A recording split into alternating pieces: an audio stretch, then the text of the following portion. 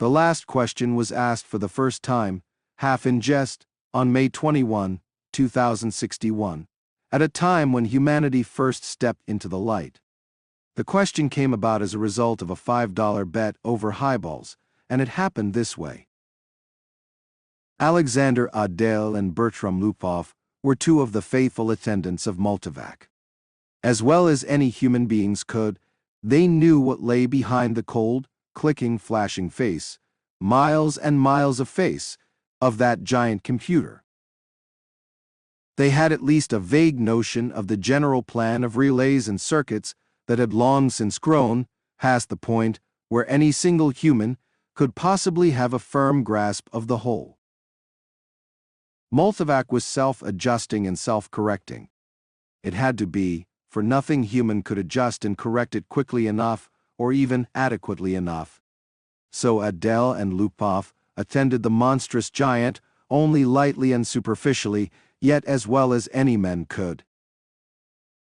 They fed it data, adjusted questions to its needs, and translated the answers that were issued. Certainly they, and all others like them, were fully entitled to share in the glory that was Multivac's.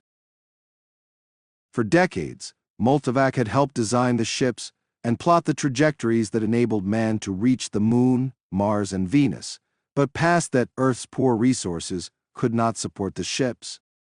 Too much energy was needed for the long trips. Earth exploited its coal and uranium with increasing efficiency, but there was only so much of both. But slowly Multivac learned enough to answer deeper questions more fundamentally, and on May 14, 2061, what had been theory became fact.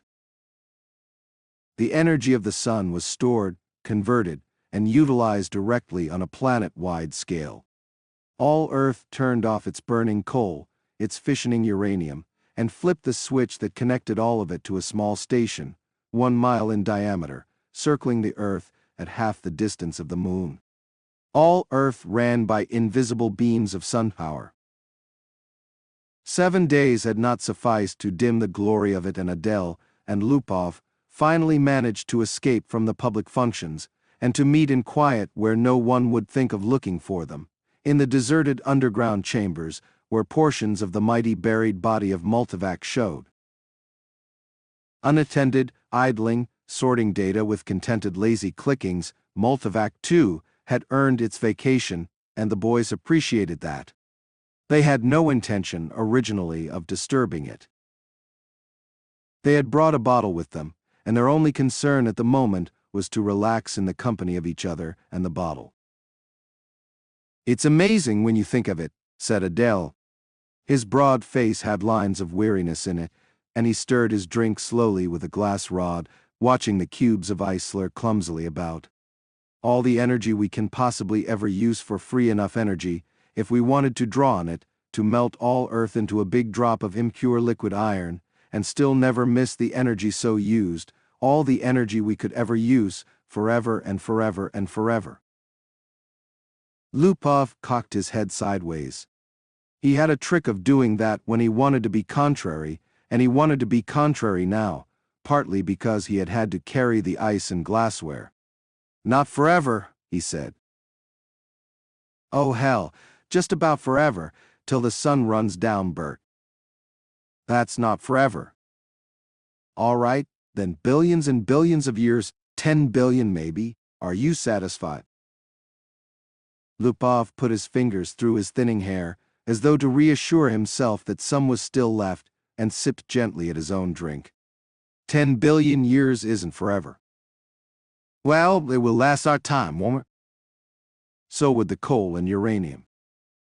"All right, but now we can hook up each individual spaceship to the solar station, and it can go to Pluto and back 1,000,000 times without ever worrying about fuel. You can't do that on coal and uranium.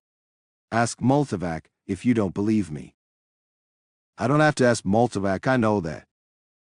"Then stop running down what Multivac's done for us," said Adele, blazing up. "It did all right." "Who says it didn't? What I say is that a sun won't last forever. That's all I'm saying.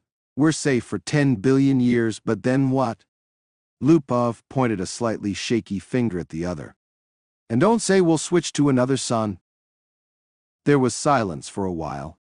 Adele put his glass to his lips only occasionally, and Lupov's eyes slowly closed. They rested. Then Lupov's eyes snapped open. You're thinking we'll switch to another sun when ours is done, aren't you? I'm not thinking. Sure you are. You're weak on logic. That's the trouble with you. You're like the guy in the story who was caught in a sudden shower and who ran to a grove of trees and got under one. He wasn't worried, you see, because he figured when one tree got wet through, he would just get under another one. I get it, said Adele. Don't shout. When the sun is done, the other stars will be gone too. Darn right they will, muttered Lupov. It all had a beginning in the original cosmic explosion, whatever that was, and it'll all have an end when all the stars run down. Some run down faster than others. Hell, the giants won't last 100 million years, the sun will last 10 billion years, and maybe the dwarfs will last 200 billion for all the good they are, but just give us 1 trillion years and everything will be dark. Entropy has to increase to maximum, that's all. I know all about entropy, said Adele, standing on his dignity. The hell you do. I know as much as you do. And you know everything's got to run down someday. All right, who says they won't? You did, you poor sap. You said we had all the energy we needed forever. You said forever.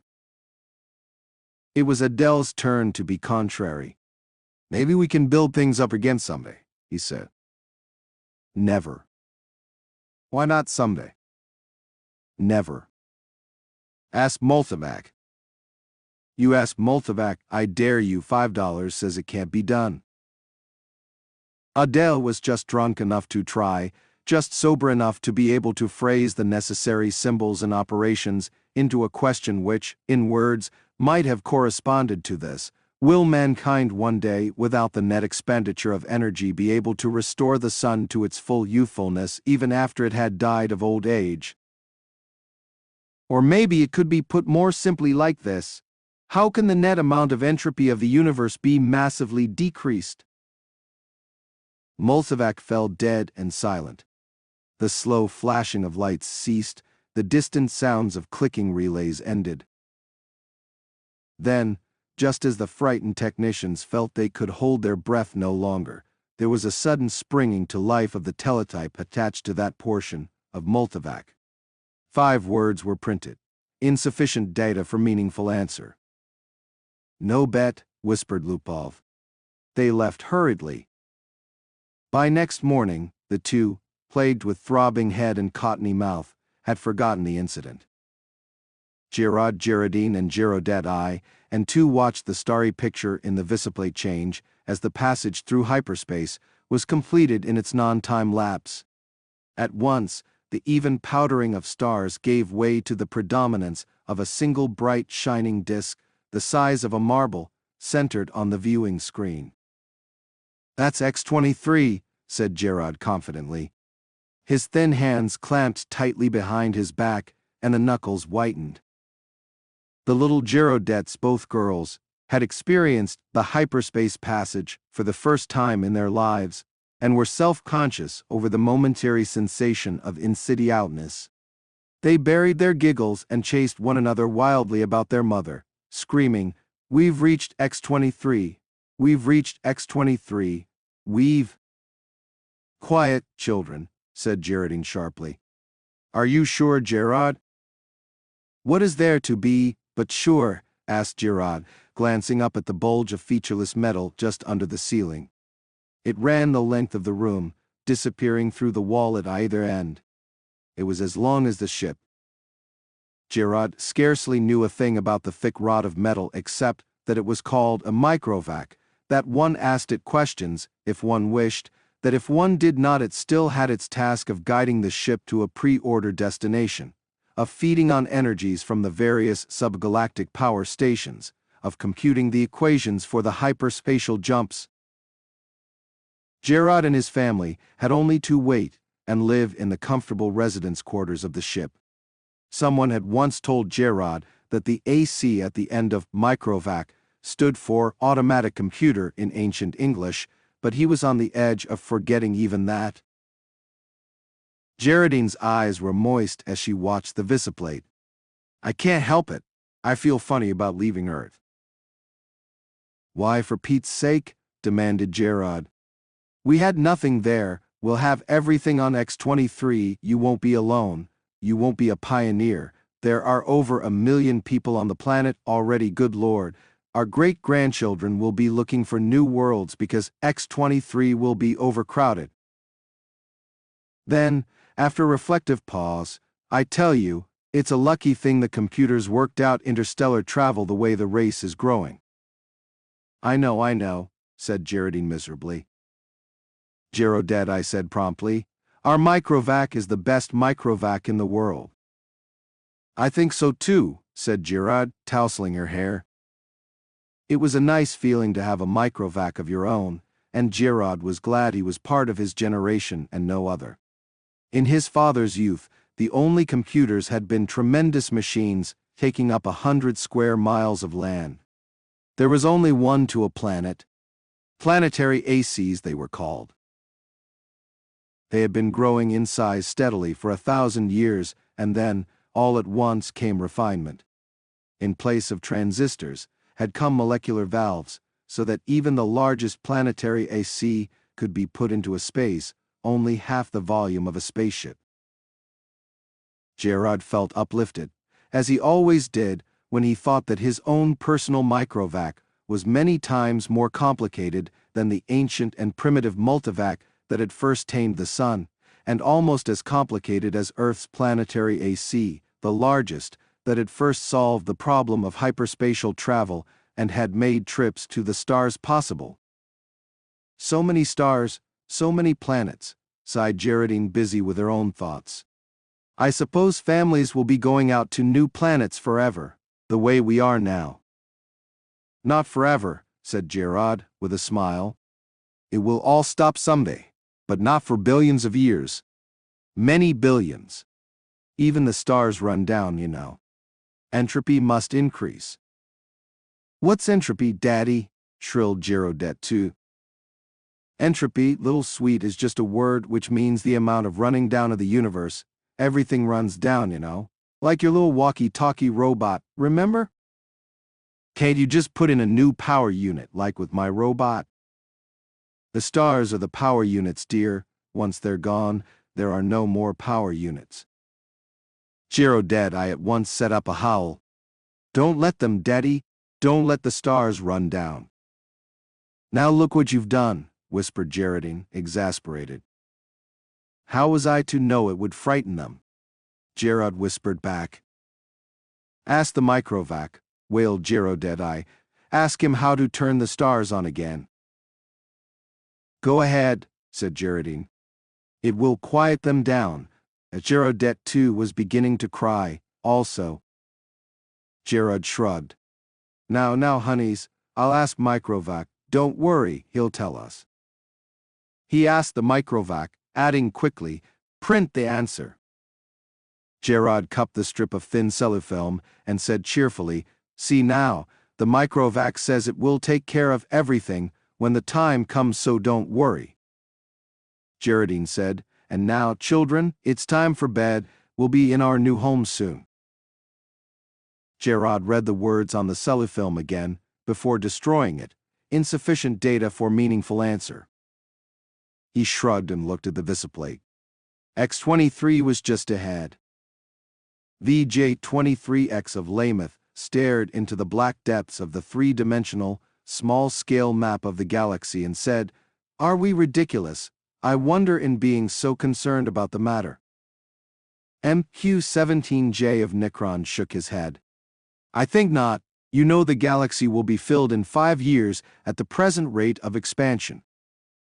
Both seemed in their early 20s, both were tall and perfectly formed. "Still," said VJ-23X, "I hesitate to submit a pessimistic report to the Galactic Council."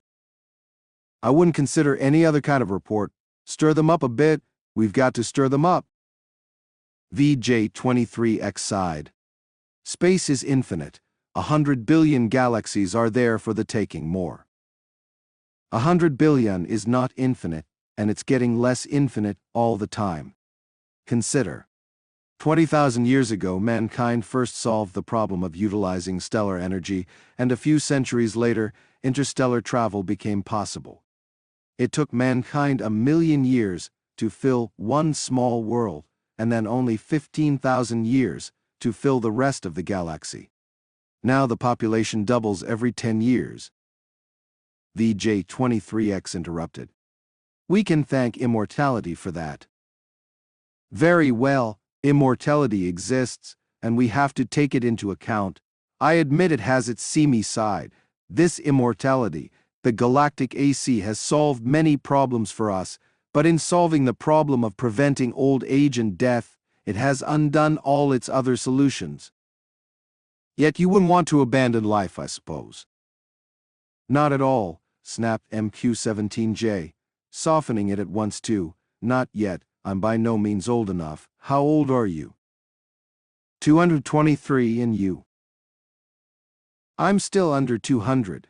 But to get back to my point, population doubles every 10 years. Once this galaxy is filled, we'll have filled another in 10 years, another 10 years, and we'll have filled 2 more, another decade, 4 more in 100 years, we'll have filled 1,000 galaxies, in 1,000 years 1,000,000 galaxies, in 10,000 years, the entire known universe. Then what? VJ23X said, as a side issue, there's a problem of transportation. I wonder how many sun-power units it will take to move galaxies of individuals from one galaxy to the next. A very good point. Already mankind consumes 2 sun-power units per year. Most of it's wasted after all. Our own galaxy alone pours out 1,000 sun-power units a year, and we only use 2 of those. Granted, but even with 100% efficiency, we only stave off the N. Our energy requirements are going up in a geometric progression even faster than our population. We'll run out of energy even sooner than we run out of galaxies. A good point, a very good point. We'll just have to build new stars out of interstellar gas. Or out of dissipated heat, asked MQ-17J, sarcastically. There may be some way to reverse entropy. We ought to ask the galactic AC. VJ23X was not really serious, but MQ-17J pulled out his AC contact from his pocket and placed it on the table before him. I've half a mind to, he said. It's something the human race will have to face someday. He stared somberly at his small AC contact. It was only 2 inches cubed and nothing in itself, but it was connected through hyperspace with the great galactic AC that served all mankind. Hyperspace considered, it was an integral part of the galactic AC. MQ-17J paused to wonder if someday in his immortal life he would get to see the galactic AC. It was on a little world of its own, a spider webbing of force beams holding the matter within which surges of submissions took the place of the old clumsy molecular valves. Yet despite its sub-etheric workings, the galactic AC was known to be a full 1,000 feet across. MQ-17J asked suddenly of his AC contact, can entropy ever be reversed? VJ23X looked startled and said at once, oh, say, I didn't really mean to have you ask that. Why not? We both know entropy can't be reversed. You can't turn smoke and ash back into a tree. Do you have trees on your world? Asked MQ-17J. The sound of the galactic AC startled them into silence. Its voice came thin and beautiful out of the small AC contact on the desk. It said, there is insufficient data for a meaningful answer. VJ23X said, see. The 2 men thereupon returned to the question of the report they were to make to the Galactic Council. Z Prime's mind spanned the new galaxy with a faint interest in the countless twists of stars that powdered it. He had never seen this one before. Would he ever see them all? So many of them, each with its load of humanity. But a load that was almost a dead weight. More and more, the real essence of men was to be found out here, in space. Minds, not bodies. The immortal bodies remained back on the planets, in suspension over the eons. Sometimes, aroused for material activity, but that was growing rarer. Few new individuals were coming into existence to join the incredibly mighty throng, but what matter? There was little room in the universe for new individuals. Z Prime was roused out of his reverie upon coming across the wispy tendrils of another mind. "I am Z Prime," said Z Prime. "And you?" "I'm the Sub-1, your galaxy." "We call it only the galaxy, and you?" "We call ours the same. All men call their galaxy, and nothing more. Why not?" "True, since all galaxies are the same." "Not all galaxies. On one particular galaxy the race of man must have originated. That makes it different." Z Prime said, "On which one?"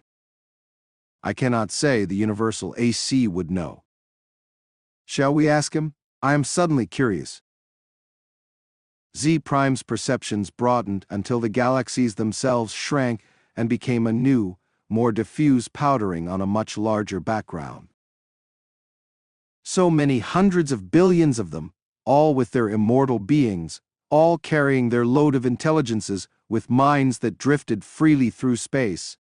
And yet, one of them was unique among them all, in being the original galaxy. One of them had, in its vague and distant past, a period when it was the only galaxy populated by man. Z Prime was consumed with curiosity to see this galaxy, and he called out, "Universal AC, on which galaxy did mankind originate?" The Universal AC heard, for on every world and throughout space, it had its receptors ready, and each receptor led through hyperspace to some unknown point where the Universal AC kept itself aloof. Z Prime knew of only one man whose thoughts had penetrated within sensing distance of Universal AC, and he reported only a shining globe, 2 feet across, difficult to see. "But how can that be all of Universal AC?" Z Prime had asked.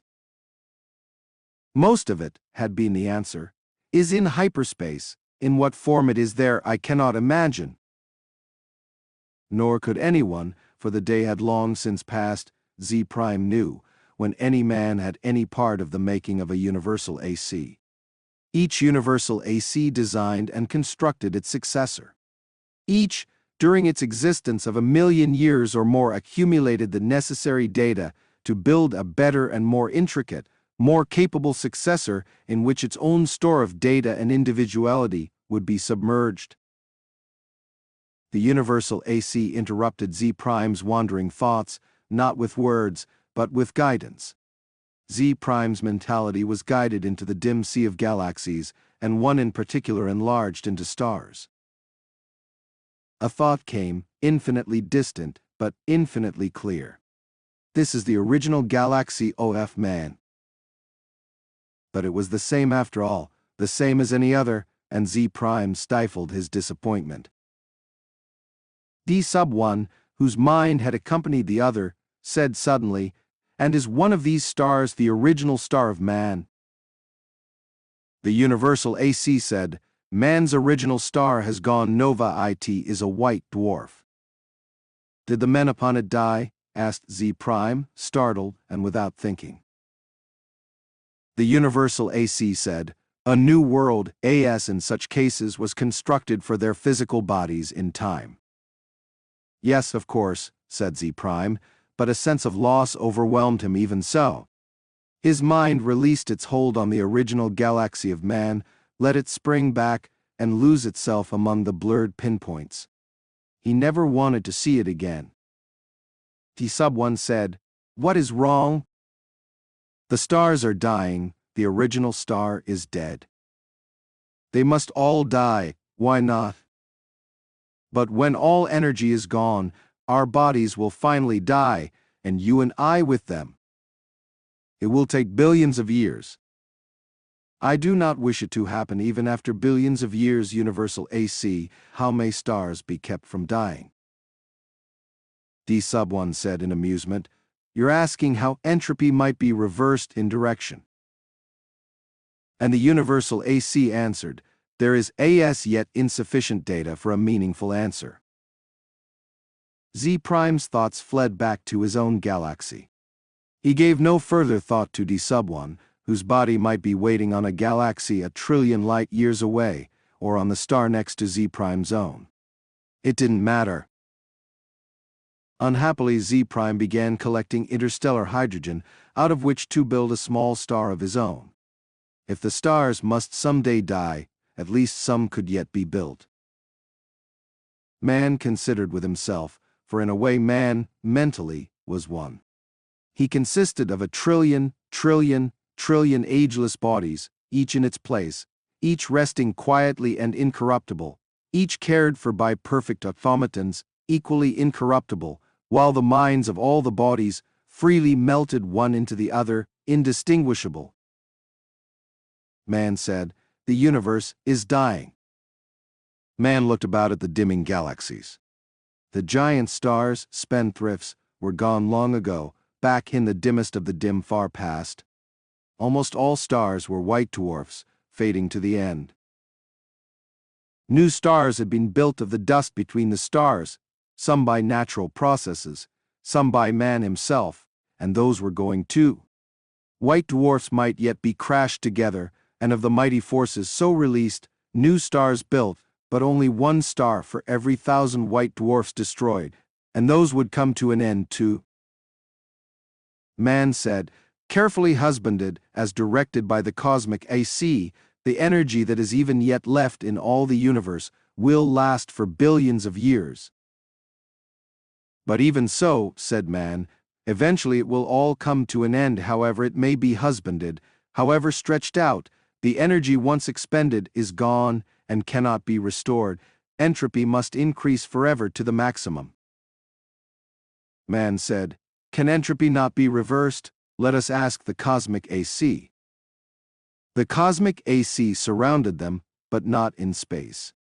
Not a fragment of it was in space. It was in hyperspace, and made of something that was neither matter nor energy. The question of its size and nature no longer had meaning in any terms that man could comprehend. Cosmic AC, said man, how may entropy be reversed? The cosmic AC said, there is yet insufficient data for a meaningful answer. Man said, collect additional data. The cosmic AC said, I will do so. I've been doing so for 100 billion years. My predecessors and I have been asked this question many times. All the data I have remains insufficient. Will there come a time, said man, when data will be sufficient, or is the problem insoluble in all conceivable circumstances? The cosmic AC said, no problem is insoluble in all conceivable circumstances. Man said, when will you have enough data to answer the question? The cosmic AC said, there is yet insufficient data for a meaningful answer. Will you keep working on it? Asked man. The cosmic AC said, I will. Man said, we shall wait. The stars and galaxies died and snuffed out, and space grew black after 10 trillion years of running down. One by one man fused with AC, each physical body losing its mental identity in a manner that was somehow not a loss, but a gain. Man's last mind paused before fusion, looking over a space that included nothing but the dregs of one last dark star and nothing besides but incredibly thin matter, agitated randomly by the tag ends of heat wearing out, asymptotically, to the absolute zero. Man's last mind fused and only AC existed, and that in hyperspace. Matter and energy had ended, and with it space and time.